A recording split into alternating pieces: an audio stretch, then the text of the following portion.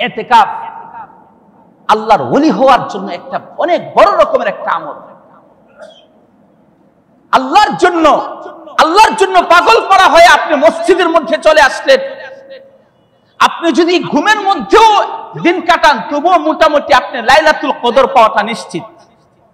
কারণ এতেকাফ হাদিসের মধ্যে আসছে, নবীজি বলছেন যে ব্যক্তি এতেকাফ করলো আর সে বাহিরে অন্যরা যত আমল করলো, যত দান খয়রাতের আমল করছে, যত নামাজের আমল করছে, যত রোজার আমল, যত রোজা তো আছেই, কুরআন তেলাওয়াতের আমল করছে, অথবা জানাজায় শরীক হয়েছে, জিহাদ করছে, সৎ কাজের আদেশ করছে, অসৎ কাজের নিষেধ করছে, অন্যরা যত রকমের যত ধরনের ইবাদত বندگی কইরা যে সওয়াব পাইলো, ইতিকাফকারী ব্যক্তি মসজিদের মধ্যে আরামে অবস্থান করে সে সেই রকম সওয়াব পেয়ে গেল। রমজানুল করিম আল্লাহ তাআলা যে উদ্দেশ্যে দান করেছেন সেই আলোচনা আমরা করে আসছি, যাতে আমাদের একটা তাকওয়ার দৌলত তৈরি হয়। আল্লাহ তাআলা যাতে আমাদেরকে তাকওয়ার শুভমণ্ডিত করেন, আল্লাহ তাআলা যাতে আমাদের আত্মার শক্তি, প্রতিরোধ শক্তিটাকে এই রমজানের উসিলে বৃদ্ধি করে দেন। আমরা পানাহার থেকে বিরত থাকছি, অনেকেরই চেহারা আগের চেয়ে একটু হালকা হালকা, যেহেতু প্রতিদিন রোজা রাখতে হচ্ছে, নিয়মতান্ত্রিক ভাবে আর সকাল দুপুর খাওয়া হচ্ছে না, তো এরকম ভাবে শারীরিক শক্তিটা কিছুটা কমে আসছে, নিস্তেজ হয়ে আসছে। এর মাধ্যমে মানুষের রিপুর শক্তিটাও কমে, মানুষের আত্মার যে শক্তিটা, তার যে জৈবিক চাহিদা, এই শক্তিটাও আস্তে আস্তে দুর্বল হয়, নিয়ন্ত্রিত হয়। আল্লাহ তাআলা এই জিনিসটা চান বান্দাদের থেকে। আমরা আমাদের শারীরিক কোনো যদি সমস্যা হয় ডাক্তারের কাছে যাই, চোখ কান নাক কান গলার ডাক্তারের কাছে যাই, অথবা চোখের সমস্যা হলে চোখের ডাক্তারের কাছে যাই, হৃৎপিণ্ডের সমস্যা হলে হৃৎপিণ্ডের ডাক্তারের কাছে যাই, পাকস্থলী পেটের সমস্যা হলে সংশ্লিষ্ট ডাক্তারের কাছে আমরা যাই। কিন্তু যে অঙ্গটা সবচেয়ে বেশি গুরুত্বপূর্ণ, যে অঙ্গটা ধরাছোঁয়ার বাইরে, যেটা সাধারণত দুনিয়ার মানুষের হাতের নাগালের বাইরে, এই আত্মার পরিশুদ্ধিটা, সেই জিনিসটার চিকিৎসা হচ্ছে এই সিয়াম, সেই জিনিসটার চিকিৎসা হচ্ছে আমাদের পাঁচ ওয়াক্ত নামাজ। তেমনি ভাবে এই সিয়ামের মাধ্যমে আরো কয়েকটা উদ্দেশ্য আছে। আল্লাহ তাআলা আয়াতের মধ্যে বলে দিয়েছেন যে আল্লাহ তাআলাই যে সবচেয়ে মহান, আল্লাহ তাআলাই যে সবকিছুর নিয়ন্ত্রণকারী, আর আমরা যে আল্লাহর হুকুমের গোলাম, এর প্র্যাকটিসটা আল্লাহ তাআলা বাস্তবে প্র্যাকটিক্যালি আল্লাহ তাআলা জিনিসটা করান।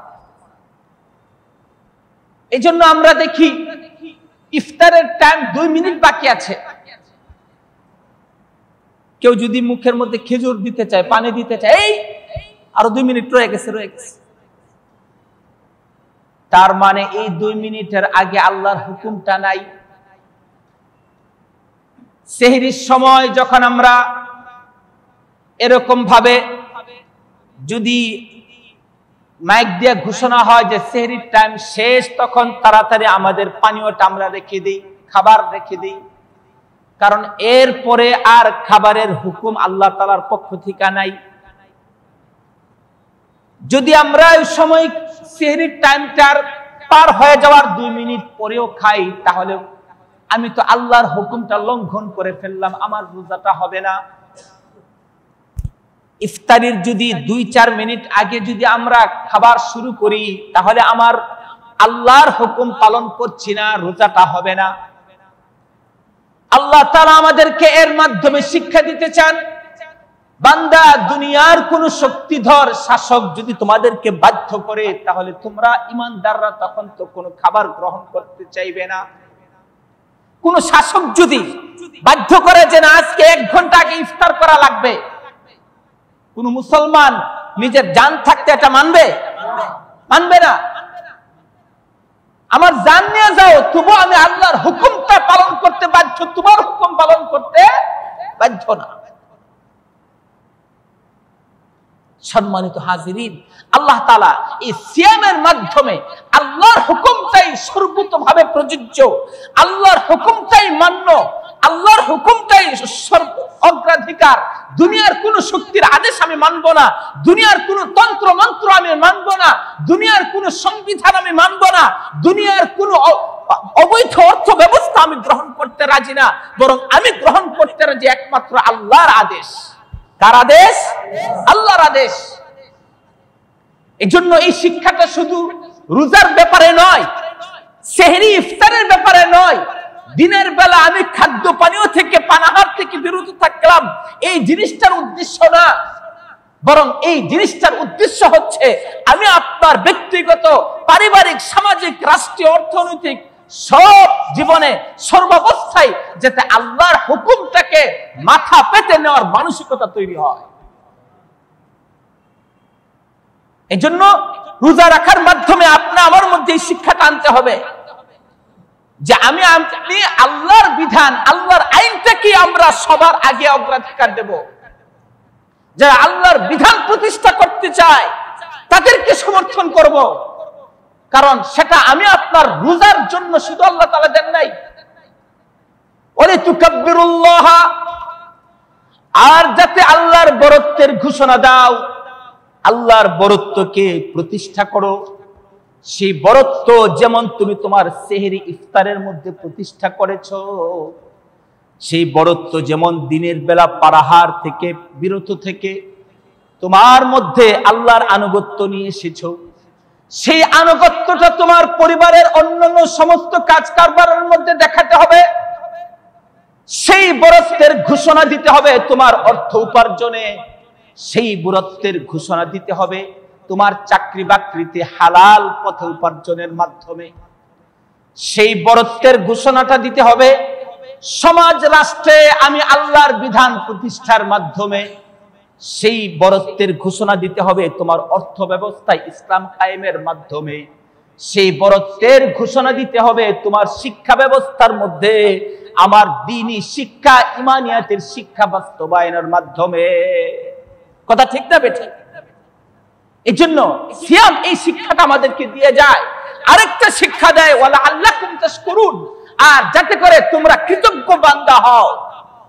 আমি তোমাদেরকে যে খাদ্য পানীয়র ব্যবস্থা তোমাদেরকে আমি দান করেছি, আমি যে তোমাদেরকে আহারের ব্যবস্থা করেছি, আমি যে তোমাদের জন্য পর্যাপ্ত পরিমাণ খাবার দাবারের ব্যবস্থা করেছি, যে বান্দাদের জন্য আমি সেই খাবারের পর্যাপ্ততা দেই নাই, পর্যাপ্ত খাদ্য দ্রব্যের ব্যবস্থা করি নাই, গরিব বানিয়েছি, তোমরা তাদের দিকে তাকিয়ে যাতে তোমার রবের প্রতি তোমাদের কৃতজ্ঞতাটা আদায় হয়। যে আল্লাহ যদি আমাকে 3 বেলা খাবারের ব্যবস্থাটা না করতেন তাহলে আমার কি পরিমাণ কষ্টে আমার জীবন যেত, আমার সন্তানদের কি অবস্থা হইতো, আমার জন্য কি পরিমাণ অবস্থা হতো। ওয়ালা আল্লাকুম তাশকুরুন, আর যাতে করে তোমরা কৃতজ্ঞ চিত্ত হও, কৃতজ্ঞতার মানসিকতা তোমাদের তৈরি হয়। সম্মানিত হাজিরিন, এই জন্য এই রোজার বিষয়টা সেটা আল্লাহর হুকুম, আল্লাহর বরত্বের ঘোষণা, সেটা শুধু সেহরি ইফতারের জন্য নাকি জীবনের সমস্ত পর্যায়ে, সমস্ত পর্যায়ে সারা বছরের জন্য, আমাদের আইন আদালত, আমাদের রাষ্ট্র অর্থনীতি সবকিছুর ব্যাপারে। এই জন্য একজন ইমানদার ব্যক্তি তার চেতনা থাকবে, তার ইমানিয়াতের দাবি থাকবে যে কেমনে আল্লাহর হুকুমের, আল্লাহর বরত্বের প্রতিষ্ঠা রাষ্ট্রের মধ্যে হয়, কেমনে আল্লাহর বরত্বের প্রতিষ্ঠা অর্থ ব্যবস্থার মধ্যে হয়, কেমনে কোরআনের বিধিবিধান, শরীয়ত সবকিছুর মধ্যে, অর্থ আইন আদালত সবকিছুর মধ্যে, এরকম রোজার মধ্যে যেমন ভাবে আল্লাহর বরত্বের প্রতিষ্ঠা হয়েছে, সেটা রাষ্ট্র অর্থনীতি আইন আদালত সবকিছুর মধ্যে কিভাবে প্রতিষ্ঠা পাবে, সেটার ব্যাপারে সে সঙ্গবদ্ধ হবে, সেটার ব্যাপারে সে তার ইমানিয়াতের তাকাজা অনুযায়ী সে তার দায়িত্ব পালন করবে। সম্মানিত হাজিরিন, আমরা রোজার 20 দিন কাটিয়ে ফেলেছি, শেষ দশক আমাদের মধ্যে সমুপস্থিত। আল্লাহ নবী সাল্লাল্লাহু আলাইহি ওয়াসাল্লাম রোজার দিন যত গত হতো তত বেশি নিজের ইবাদতের মাত্রা বাড়িয়ে দিতেন। সুবহানাল্লাহ। আম্মা জান আয়েশা রাদিয়াল্লাহু তাআলা আনহা বলেন, আল্লাহর নবী যখন শেষ দশক এসে যেত, সাদ্দা মিকজারাহু ওয়া আহইয়া লাইলাহু ওয়া আইকাযা আহলাহু, আল্লাহর নবী নিজের কোমরটা বেঁধে নিতেন, অর্থাৎ ইবাদতের জন্য আরো ভালো করে প্রস্তুতি গ্রহণ করতেন। নিজে রাত্রি জাগরণ করতেন, রাত্রি জেগে জেগে ইবাদত বন্দেগী করতেন, আর নিজের পরিবারকে জাগিয়ে জাগিয়ে রাখতেন। যা ডাকতেন, ইয়া আলী ইয়া ফাতেমা কুমা ওয়া সাল্লিয়া, উঠো উঠো, নামাজ পড়ো নামাজ পড়ো, বরকতের রাত্রিগুলি চলে যাচ্ছে। এরকম ভাবে সাহাবীদেরকে ডেকে ডেকে নামাজের জন্য বলতেন। শেষ দশকের মধ্যে ইবাদতের মাত্রা অনেক বাড়িয়ে দিতেন। আল্লাহর নবীর গুরুত্বপূর্ণ সুন্নাত ছিল লাইলাতুল কদরকে তালাশ করা, তাহাররি লাইলাতুল কদর। লাইলাতুল কদরকে আল্লাহ তাআলা যে এত মহিমান্বিত করেছেন, যে রমজান মাসের মর্যাদা হচ্ছে কোরআন নাজিল হওয়ার কারণে, আর এই কোরআন নাজিল পুরা রমজানে হয় নাই, একটা রাত্রে হয়েছে, সেটা হচ্ছে লাইলাতুল কদর। এই লাইলাতুল কদর হচ্ছে লাইলাতুল কদরি খায়রুম মিন আলফি শাহর, হাজার মাসের চাইতে উত্তম। এক একটা মাস যদি 29 দিন 30 দিন করে গণনা করেন, আর সেখানে 1000 মাসে কত দিন হয় হিসাব করে দেখেন, 83-84 মাস বছর হয়। কত বছর?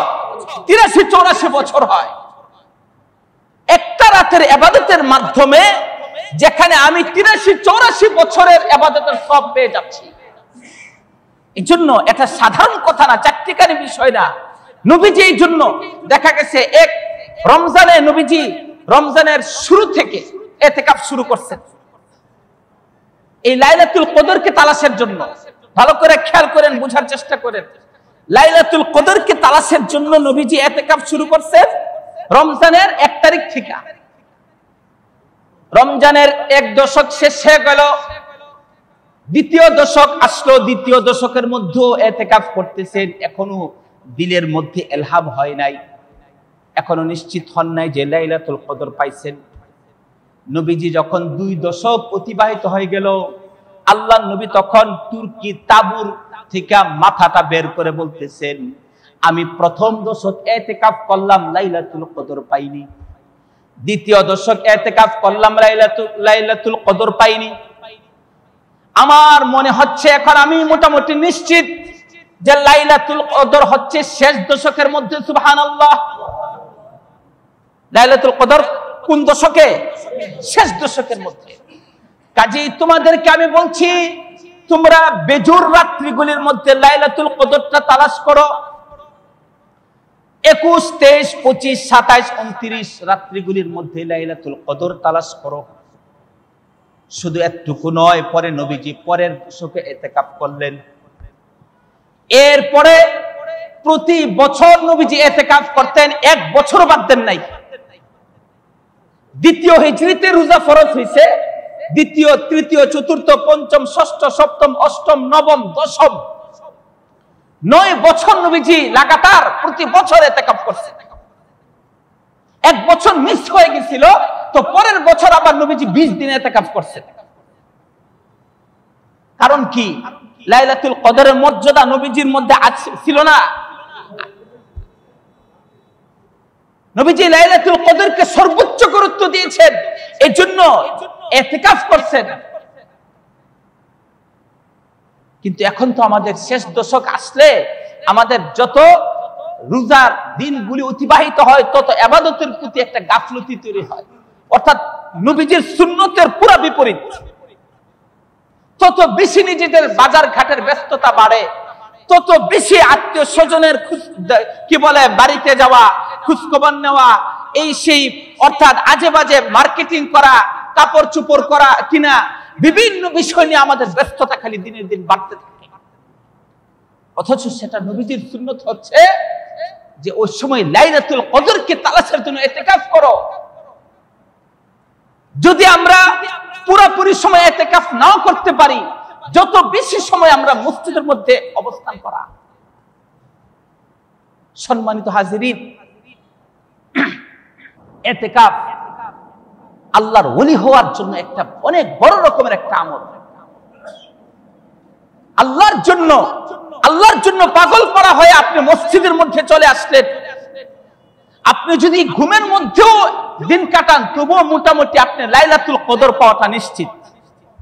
কারণ ইতিকাফ হাদিসের মধ্যে আসছে, নবীজি বলছেন যে ব্যক্তি ইতিকাফ করলো আর সে বাহিরে অন্যরা যত আমল করলো, যত দান খয়রাতের আমল করছে, যত নামাজের আমল করছে, যত রোজার আমল, যত রোজা তো আছেই, কুরআন তেলাওয়াতের আমল করছে, অথবা জানাজায় শরীক হয়েছে, জিহাদ করছে, সৎ কাজের আদেশ করছে, অসৎ কাজের নিষেধ করছে, অন্যরা যত রকমের যত ধরনের ইবাদত বন্দেগী কইরা যে সওয়াব পাইলো, ইতিকাফকারী ব্যক্তি মসজিদের মধ্যে আরামে অবস্থান করে সে সেই রকম সওয়াব পায় গেল।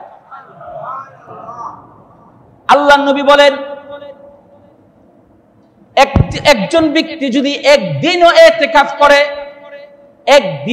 ইতিকাফ করে তাহলে জাহান্নাম তার থেকে 3 খন্দক দূরে সরে যায়। 3 খন্দক দূরে সরে যায় একদিনের ইতিকাফের সওয়াব ফজিলত। আর 1 খন্দক হচ্ছে আসমান জমিনের দূরত্ব। এত বড় ফজিলতের আমল যে এই জন্য নবীজি জীবনে এই যে রোজা ফরজ হওয়ার পর থেকে নবীজি ইতিকাফ ছাড়েন নাই। এই জন্য ইতিকাফ হচ্ছে গুরুত্বপূর্ণ সুন্নত মুআক্কাদার আমল। এমনিতে কেউ যদি 10 দিনের কম, অর্থাৎ 21 তারিখ থেকে নিয়ে 29 বা 30 যত দিনে মাস যাবে, এর চেয়ে কম সময়ের জন্য যদি ইতিকাফ করে তাহলে সেটা হবে নফল। অথবা রোজার সময় ছাড়াও যদি অন্য সময় যদি কিছু সময়ের জন্য মসজিদে অবস্থানের নিয়তে মসজিদে ঢুকে, তখন সেটাও নফল ইতিকাফ। যেমন তাবলীগের ভাইয়েরা মসজিদের মধ্যে অবস্থান করে নফল ইতিকাফের নিয়তে যতক্ষণ থাকলো। আর আরেক প্রকার আছে মান্নতের ইতিকাফ। কেউ যদি মান্নত করছে কোন একটা কাজ সমাধা হলে, অথবা এমনিতে নিজের উপর ওয়াজিব করে নিয়ে মান্নত করছে, তখন এইটা হচ্ছে ওয়াজিব ইতিকাফ। যাই হোক, একটা আল্লাহকে পাওয়ার জন্য অনেক বড় একটা আমল হচ্ছে ইতিকাফ। এই জন্য যাদের সুযোগ আছে, আল্লাহ তাআলা হায়াত মতের কথা বলা যায় না, যাদের সুযোগ আছে আপনারা ইতিকাফটা করার চেষ্টা করবেন। যদি মনে করেন যে ছোট ছোট কিছু সমস্যা প্রয়োজন আছে, আপনি মোবাইলে সমাধান করতে পারবেন, বাস তবু ইতিকাফটা করেন। আর যদি পুরো টাইম ইতিকাফ করতে নাও পারেন, কমপক্ষে মসজিদের মধ্যে বেশি বেশি সময়টা দেওয়ার চেষ্টা করেন। ঘরের মধ্যে যে তেলাওয়াতটা করলেন এটা মসজিদে এসে করেন। রাত যদি মসজিদের মধ্যে কাটাতে পারেন ভালো। এই ইতিকাফের আমলগুলি আল্লাহ নবী যেখানে নিজে এত ব্যস্ততার মধ্যে ছিলেন, নবী সাল্লাল্লাহু আলাইহি ওয়াসাল্লাম যখন মক্কা বিজয় করেন, এরপর আশপাশের অঞ্চলগুলি যখন নবীজির সাথে আসা যুক্ত হচ্ছে, নবীজি বাংলাদেশের 5-7টা দেশের সমপরিমাণ জায়গা নবীজি তখন শাসন করতেন। নবীজির কত যুদ্ধ জিহাদের বিষয় ছিল, কত তালিম তরবিয়তের ব্যস্ততা ছিল, পরিবার পরিজনের ব্যস্ততা ছিল, কিন্তু নবীজি কোন একটা বছর কি ইতিকাফ বাদ দিয়েছেন? এজন্য এই জিনিসটাকে অনেক গুরুত্বপূর্ণ মনে করবেন। আর ইতিকাফটা এত গুরুত্বপূর্ণ কিসের কারণে? লাইলাতুল কদর খোঁজার জন্য। কিসের জন্য? লাইলাতুল কদর। লাইলাতুল কদরটা যাতে মিস না হয়। এখন আমি আপনি 27 তারিখে লাইলাতুল কদর নির্দিষ্ট করে নিছি, অথচ কোরআন হাদিসে কোথাও নাই যে লাইলাতুল কদরকে 27 তারিখে নির্দিষ্ট করো। 21 তারিখের কথাও পাওয়া যায়, 23-এর কথাও পাওয়া যায়। নবীজি বলছেন যে আল্লাহ আমাকে এটা নির্দিষ্ট করে দেন নাই, এটা বান্দারা যাতে এটা খুঁজাখুঁজি করে নেয়, যেহেতু এটা অনেক গুরুত্বপূর্ণ একটা পাওনা, অনেক দামি একটা পাওনা। এজন্য ওই যে 20 রাকাত তারাবি পড়ছি, ওই 2 রাকাত কদরের নামাজ পড়ে এলাম। এই জিনিসটার মাধ্যমে লাইলাতুল কদরের হক আদায় হয় না। এটা তো লাইলাতুল কদরের একটা তামাশা করা হলো। আপনার নিয়ত থাকতে হবে যে আজকে 21-এর রাত্রি। আল্লাহ নবীর এক হাদিসের মধ্যে আসছে, নবীজি বলছেন যে তোমরা পরের দিন পরের লাইলাতুল কদর রাত্রিতে হালকা বৃষ্টিপাত হবে। তো সাহাবী বলতেছেন আমরা তখন একটা রাতের মধ্যে হালকা বৃষ্টিপাতের মধ্যে আমরা নামাজ পড়ছি, আমাদের চেহারার মধ্যে কপালের মধ্যে এরকম কাদামাটি লাগছে, পরে আমরা দেখছি হিসাব করে যে ওই রাতটা ছিল 21-এর রাত। এরকম 23-এর কথাও আসছে, 25-এর কথাও আসছে। কাজে আমরা কোন বেজুর রাত্রিটাকে গুরুত্বহীন মনে করব? এজন্য নিয়ত করবেন আজকের দিনের পরেই 21-এর রাত্রি, এই রাত্রিটা যাতে আমরা কয়েক ঘন্টা ইবাদতের মধ্যে কাটাইতে পারি। মসজিদে হারামের মধ্যে শেষ দশকের মধ্যে কিয়ামুল লাইল শুরু হয়ে যায় রাত্রে 2টা থেকে, 2টা-2:30 থেকে কিয়ামুল লাইল শুরু হয়। যে শেষ রাত্রে শেষ দশকের মধ্যে যে নবীজি খুব আমলের সাথে কাটাইছেন, এই জিনিসটা সুন্নত পুরো আরব জাহানের মধ্যে আছে। আর আমাদের দেশের মধ্যে সুন্নত হচ্ছে বাজার ঘাট বাড়া, মার্কেটিং করা, মহিলাদের বাজারের মধ্যে খুব বেশি আসা যাওয়া, অযথা বিভিন্ন ধরনের ব্যস্ততার মধ্যে কাটানো। সম্মানিত হাজিরিন, আমরা এই জন্য নিজেদের আমলের ব্যাপারে সচেতন হই। আমরা শেষ দশকটা যাতে খুব গুরুত্বের সাথে আমলের সাথে কাটাইতে পারি, বিশেষভাবে এই বেজুর রাত্রিগুলি। আর এই শেষ দশকের মধ্যে আমরা বেশি বেশি দান খয়রাত করার ব্যাপারে প্রস্তুতি গ্রহণ করি। যাদের যাকাত ফরজ আছে, আমরা গত সপ্তাহে যাকাতের আলোচনা করেছিলাম। যাকাতের বিষয়টা অনেক সেনসিটিভ জিনিস, অনেক গুরুত্বপূর্ণ জিনিস। আপনার হিসাবের থেকে যাতে 1000 টাকাও বাদ না যায়, পুঙ্খানুপুঙ্খ ভাবে হিসাব কিতাব করে আপনার 40 ভাগের 1 ভাগের যাকাতের হিসাবটা বের করতে হবে। বিজ্ঞ আলেমের কাছে যোগাযোগ করে যে আমার এই সম্পত্তি আছে, আমার এই ডিপোজিট আছে, আমার এই স্বর্ণরূপা আছে, আমার এই প্রভিডেন্ট ফান্ড আছে, আমার এই জিনিসগুলি আছে, এমনি সেমনি মিলে আমার কি পরিমাণ যাকাত আসবে, আর আমার এই পরিমাণ ঋণ আছে, অথবা আমার দোকানের মধ্যে এই এত টাকার পণ্য আছে। আপনি স্বর্ণের হিসাব করলে দোকানের মধ্যে 7-8 লাখ টাকা পরিমাণ হইলে পরে যাকাত ফরজ হয়। কিন্তু রূপার হিসাব করলে দেখা গেছে 1 লাখ টাকার পণ্য দোকানের মধ্যে থাকলে কিন্তু যাকাত ফরজ হয়। গত সপ্তাহে আমরা আলোচনা করছি।